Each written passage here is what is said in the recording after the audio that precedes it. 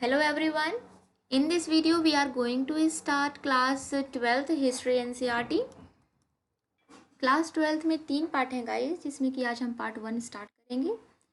Part 1 में सबसे पहले theme bricks beads and bones की है, जिसमें हड़प्पन सिविलाइजेशन के बारे में हम पढ़ेंगे। एंड सेकंड थीम है किंग्स फार्मर्स एंड टाउन्स, जिसमें हम अर्ली स्टेट्स और इकोनॉमिक्स से रिलेटेड चीज़ों को रीड करेंगे। थर्ड है early society and fourth cultural developments के बारे में है। पार्ट सेकेंड और पार्ट थर्ड इसको हम बाद में स्टार्ट करेंगे। Let's begin the chapter. Theme 1 bricks beads and bones the Harappan civilisation. मैंने क्लास 6 में भी आपको एक्सप्लेन किया था according to the timeline Harappan civilisation कब स्टार्ट हुई थी। अगर आप भूल गए हैं तो मैं आपको एक बार और दिखा देती हूँ। देखिए, सबसे पहले पैलियोलिथिक एज, मेसोलिथिक, नियोलिथिक और चैल्कोलिथिक एज, उसके बाद आता है हड़प्पन सिविलाइजेशन। अभी हम हड़प्पन सिविलाइजेशन के बारे में डिटेल में स्टडी करेंगे इस चैप्टर में। The Harappan seal is possibly the most distinctive artifacts of the Harappan और the Indus Valley civilization। कि हड़प्पन सिविलाइजेशन में जो हड़प्पन सील्स हैं वो बहुत ही ज़्यादा विशेष हैं पूरे इंडस वैली सिविलाइजेशन में, जो हड़प्पा में मिली है। Made of the stone called steatites. ये कौन से स्टोन से बनी हुई है? उन्हें हम स्टेटाइल्स कहते हैं। Seals like one that contain animal motif. कुछ इस तरीके की सील्स हैं जिसमें एनिमल की मोटिव्स मीन्स एक डेकोरेटिव डिज़ाइन है और कुछ पैटर्न्स हैं एनिमल्स के। And a sign from a script that remain undeciphered. और उस पर ऐसे ऐसे साइन बने हुए हैं उस सील्स पर जो भी अभी अनडेसिफर्ड है, मतलब उनको डेसिफर नहीं किया गया। डेसिफर का मतलब है अपनी लैंग्वेज में कन्वर्ट नहीं किया गया है। Yet we know a great deal about the life of the people who live in this region from what they left behind. उसके बाद भी हमें इनके बारे में कैसे पता चलता है? जो भी वो सामान छोड़ के गए हैं उससे हमें इनके बारे में नॉलेज मिलती है, जैसे कि हाउसेस, उनके घर, उनके पॉट्स, उनके ornaments, tools, seals. In other words from archaeological evidences let us see what we know about the Harappan civilisation. चलिए रीड करते हैं कि हम हड़प्पन सिविलाइजेशन के बारे में क्या जानते हैं, how we know about it, और उनके बारे में हम कैसे जानते हैं। We will explore how archaeological material is interrupted and how interruptions sometimes change. Of course, there are some aspects of the civilization that are yet unknown and may even remain so. Harappan civilisation में कई aspects ऐसे हैं जो अभी unknown है और अभी तक डेसिफर्ड या अभी तक उनके बारे में पता नहीं चला है। Terms, places, times. The Indus Valley civilization is also called the Harappan culture. Indus Valley civilization को हम हड़प्पन कल्चर भी कहते हैं। Archaeologists use the term culture. Archaeologists ने यहाँ कल्चर का वर्ड किसके लिए यूज़ किया है? For a group of objects, जो उन्हें वहाँ से ऑब्जेक्ट मिले हैं उनके लिए। डिस्टिंक्टिव इन स्टाइल, और वो अलग अलग स्टाइल में थे। And that are usually found together within a specific geographical area and the period of time. और जितने भी, जैसे मतलब हड़प्पन सिविलाइजेशन में जितनी भी चीज़ें हमें मिली हैं वो एक एक सारी चीज़ें एक पीरियड ऑफ टाइम को बिलोंग करती हैं, एक जोग्राफिकल एरिया में मिली हैं, जिससे हम उनका एरिया आइडिया लगा सकते हैं।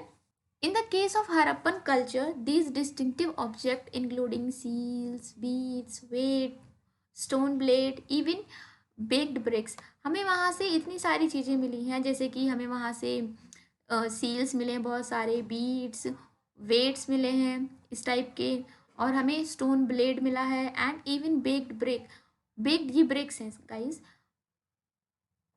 ये बीड्स, वेट एंड ब्लेड्स, इस टाइप की चीज़ें हमें वहाँ से मिली हैं। These objects were found from the area apart from the Afghanistan, Jammu, Balochistan, Pakistan and Gujarat. ये एरिया हमें मतलब ये सब चीज़ें हमें अफगानिस्तान, जम्मू, बलूचिस्तान और गुजरात से मिली हैं। मैं अभी आपको इसको मैप में शो करूँगी।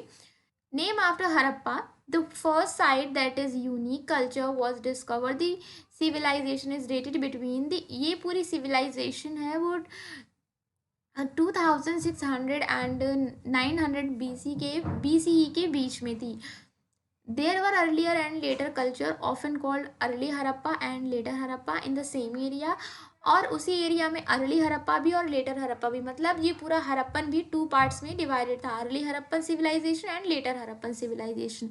The Harappan civilisation is sometime called mature Harappan civilisation, और जो हड़प्पन सिविलाइजेशन थी उसे कभी कभी हम मैच्योर हड़प्पन सिविलाइजेशन भी कहते हैं। यहाँ आप मैप देख सकते हैं गाइस, जिसके बारे में अभी हम ऊपर बात कर रहे थे। ये पूरा पार्ट है गुजरात का, this is the part of पूरा राजस्थान, एंड हेयर जम्मू, ये पाकिस्तान, ये अफगानिस्तान। इन सब एरिया में जो हड़प्पन सिविलाइजेशन थी वो फ्लरिश हुई थी और बसी हुई थी। जैसे कि आप उसकी इम्पॉर्टेंट साइट्स देख सकते हैं, आपको ये नाम याद रखने पड़ेंगे कि मोहनजोदारो कहाँ है, कोट डिजी, चानूदारो, बालाकोट, धोलावीरा, लोथल, सुतका गेंदौर, कालीबंगन, राखीगढ़ी, बनवाली। राखीगढ़ी हड़प्पन सिविलाइजेशन में से सबसे बड़ी साइड है इंडिया की, जो एविडेंसेस हमें मिले हैं, जो बड़ी सबसे बड़ी एरिया वाइज जो साइड है, राखीगढ़ी इंडिया की सबसे बड़ी साइड है। क्योंकि वैसे तो हड़प्पन सबसे बड़ी साइड है, बट वो इंडिया में नहीं है, वो पाकिस्तान में है। और हड़प्पन साइड सबसे पहले साइड थी जो फाउंड की गई थी। Beginnings, there were several archaeological culture in the region, कई सारे आर्कोलॉजिकल मतलब कई सारे कल्चर थे मेच्योर हड़प्पन सिविलाइजेशन में। These culture were associated with the distinctive pottery, उन कल्चर्स के बारे में हमें अलग अलग जो पोट्री मिली है या एविडेंसेस मिले हैं एग्रीकल्चर के, पेट्रोलिज्म के, पेस्टोरलिज्म के जो एविडेंसेस मिले हैं, या कुछ क्राफ्ट पर्सनस या क्राफ्ट सेटलमेंट के जितने भी हमें एविडेंसेस मिले हैं उनसे हम उनका कल्चर जान सकते हैं। And settlements were generally small, हम ये भी बता सकते हैं कि उनका जो सेटलमेंट था वो बहुत ही ज़्यादा बड़े बड़े नहीं थे, स्मॉल स्मॉल थे। And there virtually no large building, कोई ज़्यादा बड़ी बड़ी बिल्डिंग्स नहीं थी उस एरिया में। It appears that there was a break between the early Harappan and the Harappan civilisation, ऐसा मानते हैं कि जो अर्ली हड़प्पन और हड़प्पन सिविलाइजेशन के बीच में काफ़ी ब्रेक था। Evidently the large scale burning at some site, क्योंकि कई साइट्स पर हमें लार्ज स्केल में बर्निंग और साइट्स मिली हैं, और कई साइट्स पे हमें ऐसा कुछ भी नहीं मिला है। तो अर्ली हड़प्पन और हड़प्पन सिविलाइजेशन में गैप था थोड़ा सा। हड़प्पन सिविलाइजेशन 2 पार्ट में डिवाइडेड थी, अर्ली हड़प्पन और Harappan civilisation, according to the information which is given. Subsistence strategy. Let's read about what is the subsistence strategy of the Harappan civilization. If you look at the map 1 and 2, you will notice that the mature Harappan culture developed in some of the areas occupied by the early Harappan culture. जैसे कि आप map 1 और 2 में देखेंगे, जैसे कि ये देखिए, ये मेच्योर हड़प्पन साइट्स हैं और ये अर्ली हड़प्पन साइट्स हैं। देखिए पूरे सेम एरियाज में ही है। अर्ली हड़प्पन भी सिसवाल, कोट डिजी, दाम्बा सादत, अमृल नल, इंडस रिवर के आसपास ही थी अर्ली जो हड़प्पन सिविलाइजेशन थी वो। और ये मेच्योर हड़प्पन जो सिविलाइजेशन है वो भी देखिए इंडस रिवर के आसपास ही है। यह इंडस रिवर यहाँ पर थी बसी हुई थी, यहाँ पे कोट डिजी भी है। These culture also shares certain common element including the subsistence strategy. The Harappan ate a wide range of plant and animal product including fish. जो हड़प्पन थे वो प्लांट्स मतलब वाइड रेंज में जो प्लांट्स थे और एनिमल थे उनके प्रोडक्ट यूज़ किया करते थे, इंक्लूडिंग फिश भी ईट किया करते थे। Archaeologist have been able to reconstruct dietary practices.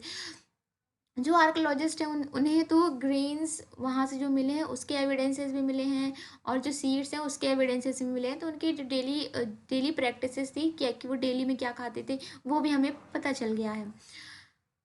These are study by archaeobotanist. ये पूरा जैसे कि वो क्या खाते थे, किस तरीके के प्लांट्स को ईट किया करते थे, ये सब हमें आर्कियोबोटानिस्ट के थ्रू पता चला है। ये कौन है?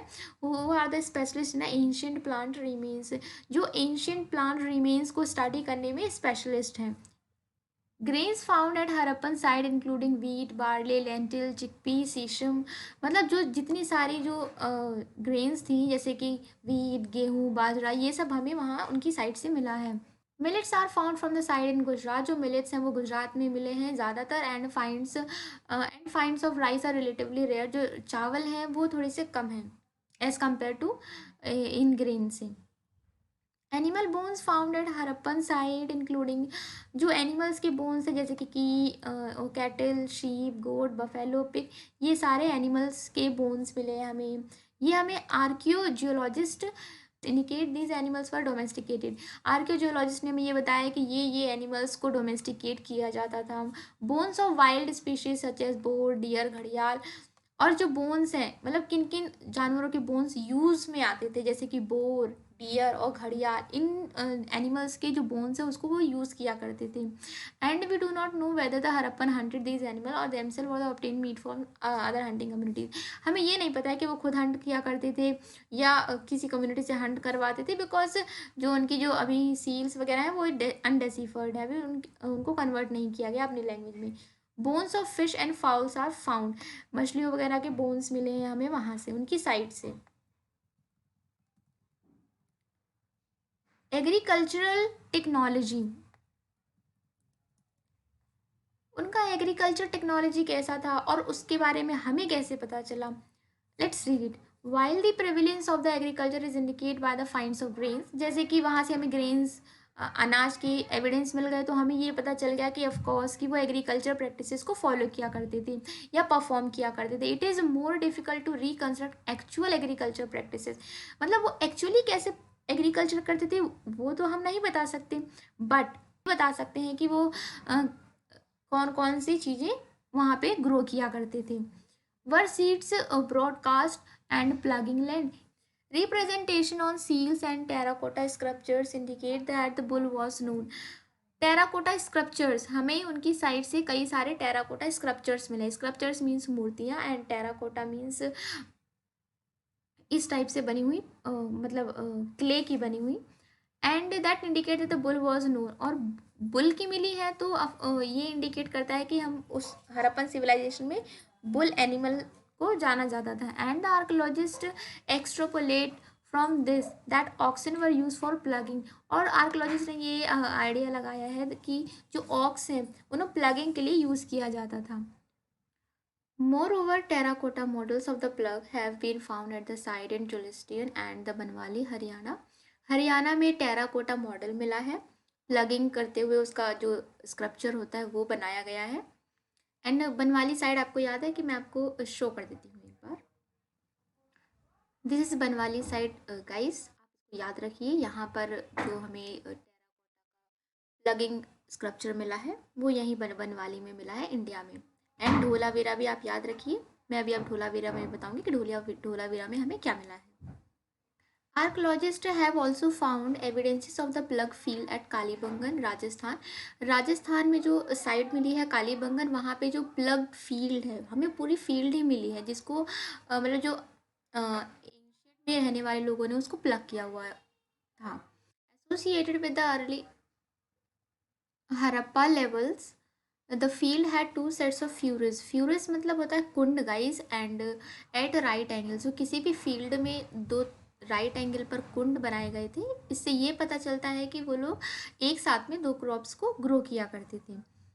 Archaeologist have also try to identify the tools used for harvesting. Archaeologist ने वो भी मतलब आइडेंटिफाई करने के लिए ट्राई किया है कि हार्वेस्टिंग के लिए वो कौन से टूल्स का यूज़ किया करते थे, क्या वो स्टोन ब्लेड्स यूज़ करते थे या वो metals. Most Harappan sites are located in a semi arid land. कई सारी साइट जैसे कि भी हमने देखा ऊपर, कई सारी साइट्स सेमी एराइड लैंड हैंगी, एंड मतलब सेमी एराइड लैंड पर हैंगी, इसीलिए एग्रीकल्चर के लिए इरिगेशन बहुत ज़्यादा वहाँ पे रिक्वायर था, मतलब बहुत ज़रूरत थी इरिगेशन की। ट्रेसिस ऑफ कैनाल्स, लेकिन उसके एविडेंसेस हमें हर जगह नहीं मिले हैं। जो कैनाल्स है इरिगेशन जिसे की जाती थी उसके हमें एविडेंस सिर्फ और सिर्फ अफ़गानिस्तान जैसे कि सोरतुगई में मिले हैं, लेकिन हमें पंजाब और सिंध में नहीं मिले हैं। It is possibly that the ancient canal silted up long ago, ये आप कह सकते हैं कि ये हो सकता है ये काफ़ी टाइम पहले वहाँ पे मतलब लगाया गया हो। It is also likely that the water drawn from the wells use for irrigation, आप ऐसा भी कह सकते हैं, मतलब ऐसा भी हो सकता है कि जो इरीगेशन पर्पज़ था उसके लिए जो वेल्स, कुएँ वगैरह हैं उनका यूज़ किया जाता था। Beside water reservoir found in Dholavira, Gujarat, मैंने भी आपको ढोलावीरा दिखाया था गुजरात में, वहाँ पर हमें वाटर रिजर्वियर मिला है, मतलब बहुत बड़ा टैंक जिसमें वाटर को बहुत मतलब बहुत सारे वाटर को रिजर्व करके एक साथ में रख सकते हैं। May have been use to store water for agriculture, हो सकता है वो सिर्फ मतलब वो हो सकता है कि एग्रीकल्चर के लिए उस वाटर को स्टोर किया करती थी। दीज आर द टूल्स जो हमें वहाँ साइट से मिले हैं, आप देख सकते हैं किस टाइप के हैं।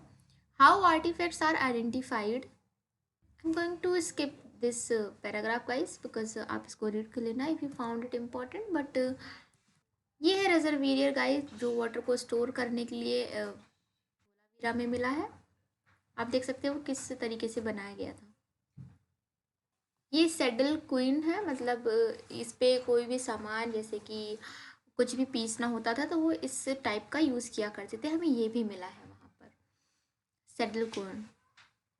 मोहनजोदारो अ प्लैंड अर्बन सेंटर। मैंने आपको मोहनजोदारो प्लेस दिखाई थी guys.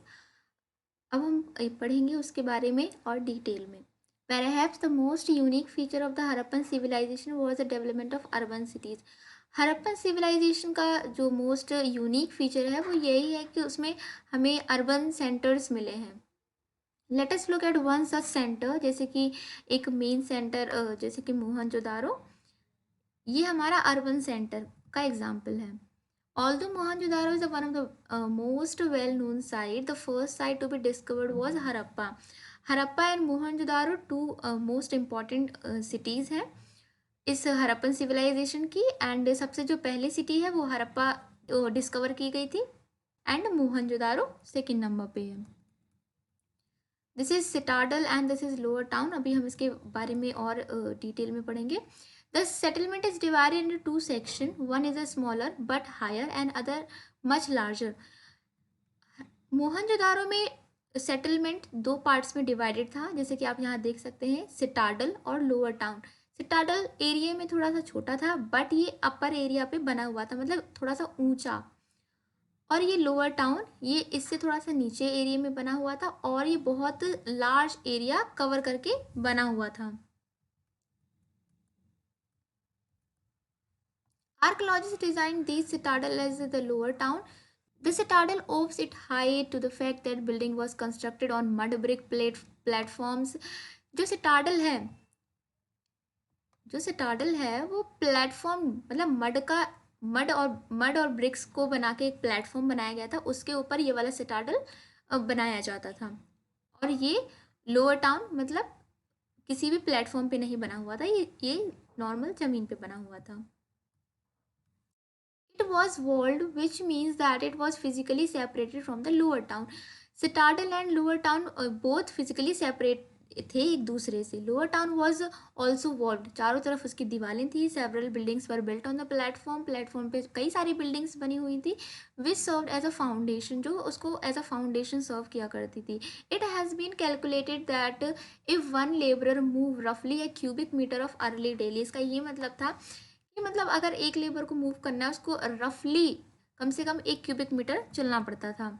Just to put the foundation in the place it would require the 4 million person, मतलब ये कम से कम 4 मिलियन पर्सन की ज़रूरत पड़ेगी अगर ऐसा फाउंडेशन हमें तैयार करना है इतना बड़ा। तो इन other words mobilising labour on a very large scale, और उसको बनाने के लिए काफ़ी ज़्यादा लेबर की ज़रूरत पड़ेगी। Considering something else once the platform were in a place all building activity within the city, मतलब एक बार प्लेटफॉर्म बन गया और उसके बाद जितनी भी सारी एक्टिविटीज़ थी वो सिटी के अंदर ही होती थी। So it is seem that the settlement was first plan. इससे ये पता चलता है कि जो उनका सेटलमेंट है पहले प्लान किया गया हो और फिर उसके बाद बनाया गया उसे अच्छे से। Other science of planning include bricks, और इसको प्लान करके बनाया गया। इसका दूसरा जो साइन है हम कैसे कह सकते हैं कि वहाँ पे जो यूज़ किए गए थे उस मतलब उस सेटलमेंट को कंस्ट्रक्ट करने के लिए वो ब्रिक्स, विच वेदर सन ड्राई और बेक, जो कि बेक्ड ब्रिक्स यूज़ किए जाते थे उस सेटलमेंट को बनाने के लिए। तो जाहिर सी बात है इतना बड़ा प्लेटफॉर्म तैयार करने के लिए आपको मतलब जो ब्रिक है वो भी लार्ज क्वांटिटी में चाहिए होंगे और आपको उसके लिए पहले से ही प्लानिंग करनी होगी। were standardized ratio where the length and breadth were 4 times and twice the height respectively. Such bricks were used at all in Harappan settlement. इस टाइप के ब्रिक्स यूज किए गए थे हरप्पन सेटलमेंट में। Laying out drains, one of the most distinctive features of the Harappan cities was a carefully planned drainage system. सबसे important ये है, आपको ये बहुत अच्छे तरीके से याद रखना है। ड्रेनेज सिस्टम, ग्रिड पैटर्न और राइट एंगल्स। ये क्या है मैं भी एक्सप्लेन करती हूँ। If you look at the plan of Lower Town, you will notice that the roads and streets were laid along the approximately grid pattern. जो Harappan civilisation की जो सबसे अच्छा जो प्लान करके बनाया गया था, that is the drainage system. And जो ड्रेनेज सिस्टम बनाया गया था वो ग्रिड पैटर्न पे बेस्ड था, मतलब राइट एंगल्स, मतलब राइट एंगल का यूज़ किया करते थे वो लोग ड्रेनेज सिस्टम के लिए। कुछ इस तरीके से देखिए, ये देखिए। It seems that street with the drains were laid out first and then house is built. इससे ये पता चलता है कि जो ड्रेन्स है उन्हें पहले बनाया गया था, फिर उसके बाद हाउसेस को बिल्ट किया गया था। If domestic waste water had to flow into the street drains, every house need to have at least one wall along the street.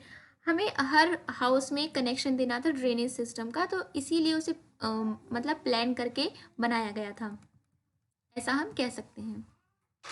Citadel.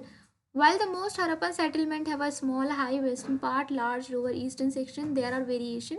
मतलब सिटाडल में भी कई सारी वेरिएशन थी, जैसे कि ढोलावीरा और लोथल का जो सिटाडल है वो, the entire system was fortified. Dholavira और लोथल का जो सिटाडल है वो पूरा सिस्टम, मतलब पूरा एरिया फोर्टिफाइड था, मतलब चारों तरफ उसकी दीवारें बनी हुई थी। And the section with in the town were also separated by walls. और जो उसके अंदर जो टाउन्स है वो भी वॉल्स के द्वारा सेपरेट किए गए थे। The citadel within the Lothal was not walled off but built at a height. जो लोथल में सिटाडल है वॉज नॉट वॉल्ड ऑफ, लेकिन मतलब उस दीवारें नहीं है उसके चारों तरफ, बट हाइट पे बना हुआ है। Domestic agriculture. Lower town eight Mohenjodaro provide example of residential building. जो लोअर टाउन है वो एक रेसिडेंशियल बिल्डिंग की तरह प्रोवाइड, मतलब ऐसा लगता है कि वो रेसिडेंशियल बिल्डिंग के लिए उसे यूज़ किया करते थे रहने के लिए। Many were centred on the court yard with rooms all the side. मतलब वहाँ पे आंगन था और चारों तरफ उसके घर थे। The court yard was probably the centre activity. मतलब जो कोर्ट यार्ड था, आंगन था, उसमें कुकिंग, वीविंग, ये सब प्रैक्टिसेस वो लोग परफॉर्म किया करते थे। Particularly during hot and dry weather, hot और ड्राई वेदर में वो लोग कोर्ट यार्ड में अपना कुकिंग वगैरह का मतलब जो भी सिस्टम था वो रख लेते थे, और विंटर सीजन में अंदर रूम के अंदर। What is the also interesting is an apparently concern for privacy. सबसे अच्छा पार्ट ये है कि जो हड़प्पन सिविलाइजेशन है या हड़प्पन सेटलमेंट है वो प्राइवेसी का भी ध्यान दिया करता था। मतलब प्राइवेसी मतलब what, there are no windows in the walls along the ground level. अगर ग्राउंड लेवल वाला रूम है तो उसमें कोई भी विंडो नहीं रहती थी। बिसाइड, और उसके अलावा the main entrance does not give a direct view of interior और द कोर्टयार्ड। मतलब जो गेट था उससे डायरेक्ट आपका कोर्टयार्ड मतलब आंगन नहीं दिखाई देता था।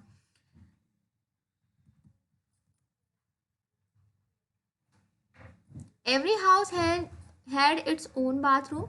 हर घर में एक खुद का बाथरूम था, पेव्ड विद द ब्रिक्स, और मतलब ब्रिक्स के साथ उसे पक्का किया हुआ था, विद ड्रेन्स, और वहाँ पे ड्रेन्स भी थी जो कि कनेक्टेड थी through the walls and the street drains, जो कि स्ट्रीट ड्रेन से कनेक्टेड थी। Some houses have remain the stair chair to reach on the second storey. कई हाउसेस में मतलब जीने भी थे दूसरी स्टोरी, मतलब छत पर जाने के लिए। And many houses had wells, और कई हाउसेस में कुएं भी थे। ऑफन इन अ रूम के अंदर, and that could be reach from the outside and perhaps used by the passers by. Scholars have estimated that the total number of wells in a Mohenjo-daro was 700. मतलब जो scholars हैं उन्होंने ये notice किया है कि जो टोटल कुएं हैं मोहनजोदारो एरिया में वो कम से कम 700 हैं। The citadel, second one, citadel के बारे में रीड करते हैं। It is on the citadel that we find the evidences of the structure that were probably use for the special public purpose. जैसे कि अभी हमने देखा लोअर टाउन रेसिडेंशियल पर्पस के लिए यूज़ किया जाता था। रेसिडेंशियल पर्पस मतलब रहने के पर्पस से, लेकिन जो सिटाडल था वो रहने के पर्पस से नहीं, वो पब्लिक पर्पस से यूज़ किया जाता था। These include the warehouses, वहाँ पे वेयर हाउसेज थे। A massive structure which is the lower brick portion remain while the upper portion probably of wood. मतलब जो नीचे का पोर्शन था वो ब्रिक से बना हुआ था, और जो ऊपर का पोर्शन था वो वुड, मतलब यानी कि लकड़ी से बना हुआ था। Decking along with the long bath, और यहाँ पर एक ग्रेट बाथ भी था, long bath. The great bath was the large rectangular tank. जो ग्रेट बाथ था वो बहुत ही बड़ा रेक्टेंगुलर टैंक था in a courtyard surrounded by the corridor in four side, और चारों तरफ से कॉरिडोर से सराउंडेड था। There were two flights of the steps on the north and south leading into the tank which was made the water tight. मतलब tank को water tight बनाने के लिए वहाँ पे 2 फ्लाइट्स ये सब लगी हुई थी, which was by setting bricks on edge and using the mortar and gypsum. और उस जो मतलब वाटर टैंक था या आप रेक्टेंगुलर टैंक बोल सकते हैं, उसमें 2 चीज़ें लगी हुई थी, एक मोटार और एक gypsum. There were rooms on the 3 side, और तीनों तरफ रूम थे, और one side the large well. 3 side room थे और एक साइड बहुत बड़ा वेल मतलब कुआं था। इससे ये सपोज किया जाता है कि जो वाटर था टैंक के अंदर वो कुएं में से निकाल के भरा जाता था into the huge drain. Water from the tank flowed into the huge drain, और जो वाटर था टैंक का वो बहुत बड़े ड्रेन से फ्लो किया जाता था। Across a lane to the north lay a smaller building with 8 bathrooms, और उसके सामने नॉर्थ में एक बिल्डिंग थी जिसमें कम से कम 8 बाथरूम्स थे। 4 on each side corridor which drains each other in bathroom connected to the drains, और सारे बाथरूम्स ड्रेन से कनेक्टेड थे। The uniqueness of the structure as well as the context in which the found the citadel with the several distinctive means, ये कहने का है आप ये देखिए कि वो कितनी पुरानी बिल्डिंग है, कितना पुराना सिटाडल है, उसके बाद भी उसके चारों तरफ 3 तरफ रूम थे, एक तरफ वेल कुआं था एंड उससे पानी टैंक में फिल किया जाता था। नॉर्थ में एक बहुत बड़ा कॉरिडोर टाइप का था जिसमें 8 बाथरूम्स थे और सब के सब ट्रेन से कनेक्टेड थे। मतलब ये है कि जो इस बिल्डिंग की यूनिकनेस है बनाने की, उससे ये पता चलता है कि ये किसी रेसिडेंशियल पर्पस या रहने के पर्पस से नहीं बनाया गया था। इसमें कुछ रिचुअल्स परफॉर्म किए जाते थे, वो भी कुछ स्पेशल रिचुअल्स जिसमें पब्लिक पार्टिसिपेट करती थी।